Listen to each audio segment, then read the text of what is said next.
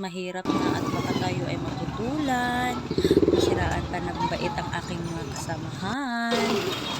So, nandito na tayo sa may, guys, sa may school.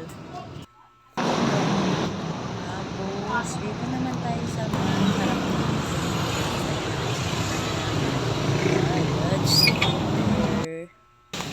nakakalungkot guys na parang ayoko pakawalan yung pera pero walang choice, kailangan natin magbayad para tayo ay makakaginhawa.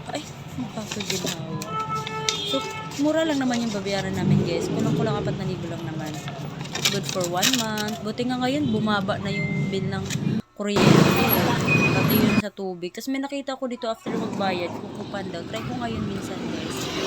So ayan na, lakad na tayo guys kasi na tayo magbayad. So uuwi na tayo ng bahay guys. Pero balak ko sanang bumili ng isda guys, pero ang nabili ko is tahong. Hindi ka mahal naman ng isda eh. Dito na lang tayo sa tahong, 80 pesos lang ang kilo.